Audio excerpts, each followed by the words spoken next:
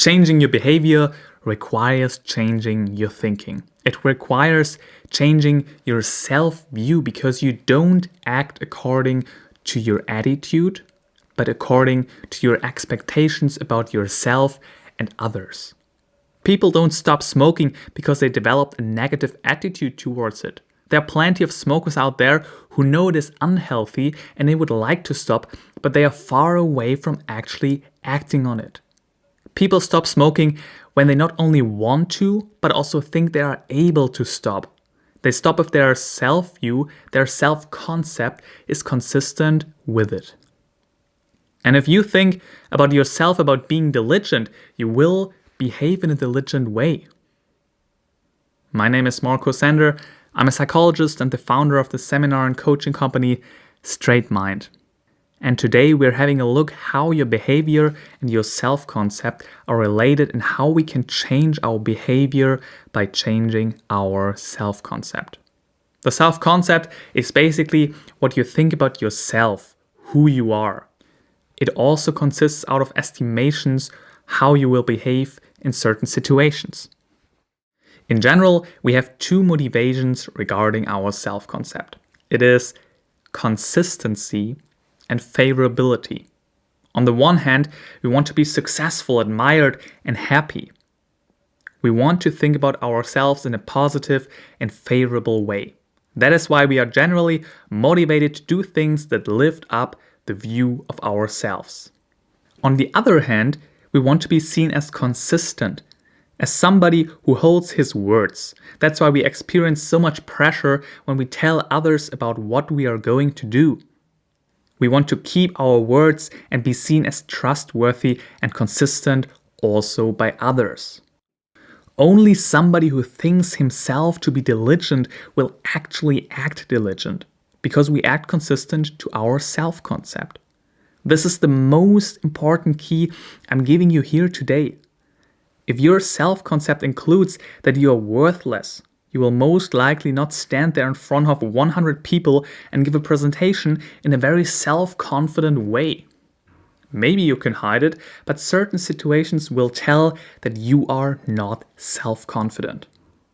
So, what's the key here is that we don't act according to our attitude, but according to our expectations about ourselves.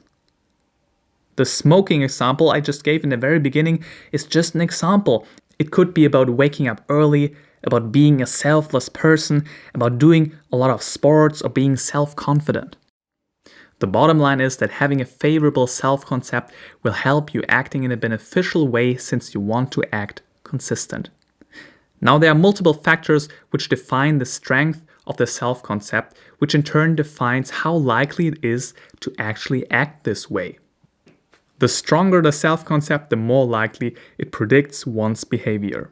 Factors that influence this are importance, how important this is to you, clarity, how vivid is this self-concept imprinted within you. If you already acted accordingly for a few times, your self-concept becomes more vivid. Visualization can also help here. Extremity. Are you telling yourself that you are the next Arnold Schwarzenegger, although you have never really did sports before? It should be strong, yes, but realistic. Accessibility, which can be raised by repetition, and temporal stability just means whether this is something you think about yourself consistently or only very rarely. Anyway, your self-concept varies throughout the day. Your current affective or emotional state influences your self-concept in the very moment. This can be also primed, for example, by pictures or other people around you. Nevertheless, some self-concepts are more temporal stable than others. The juicy question now is, can we change our self-concept, which surely leads to behavioral change? And fortunately, I can tell you that there are some tools. Firstly, I would like to talk about affirmations and visualizations which are proven to be helpful. We learned that if you think that you are diligent, you act diligent. It is not your attitude regarding a behavior, but your expectations you have about yourself. So if you are telling yourself, I want to lose weight, It won't serve you because you're sending a signal to your brain that you want this, but you don't have it because you're not like this. It is just a wish that is not reality. Also, telling yourself, I am not fat, is not serving you. You're telling yourself who you don't want to be, but not what you want to be. Your subconscious mind can't understand the word not, so you're setting yourself up for I am fat. You want to set your goals and affirmations in the following way. I am sporty. This tells your brain that you are like this right now in this moment. This sets a specific self-view on yourself, and it is more likely that you will act sporty. Doing those affirmations and visualizations daily and as vividly as possible is very important to reprogram your mind. Of course, this is not a magic spell and you will instantly turn out to be the way you want it. You still have to act on it and put effort into it, but the process of believing in yourself will support you significantly. Additionally, improving your self-view also requires the right amount of improvement. Research has shown that affirmations and visualizations work, but it needs to be realistic. You have to imagine something that you personally believe.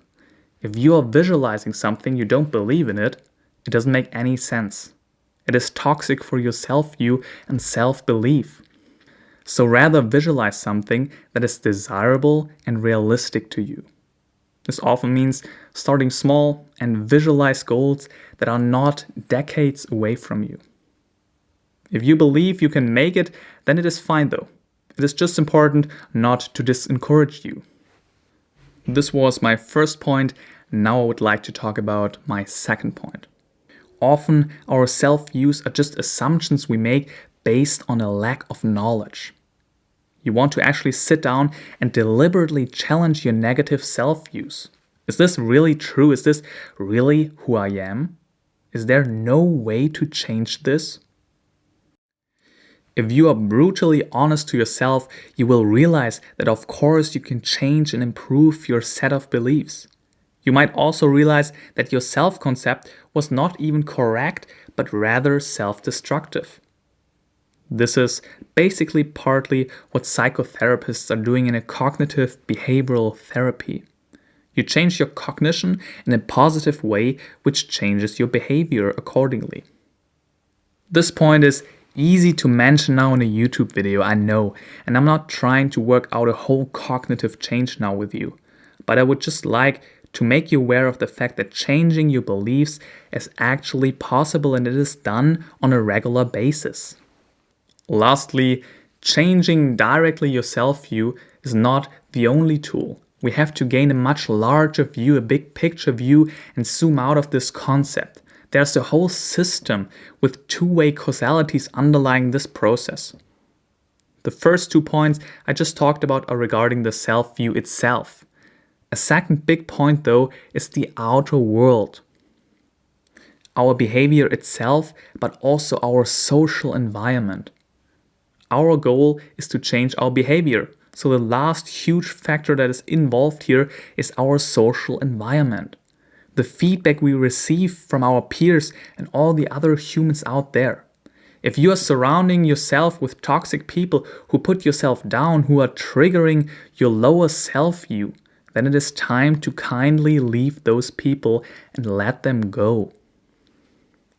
Probably you think that you need them in any way, but considering the fact that they put your self-view so much down, it is probably not worth keeping them in your life. Make a clear cut here, but simultaneously spend more time finding or hanging around with people that lift you up, that give you a self-confidence in whatever you are doing. And I know it is easier said than done, but I wish you good luck with the points we discussed here and with improving your self-view and your behavior in the end. Give a thumb up if you liked this video, it will make it more visible for others, and also subscribe this YouTube channel if you want more of those videos, and I will see you next week.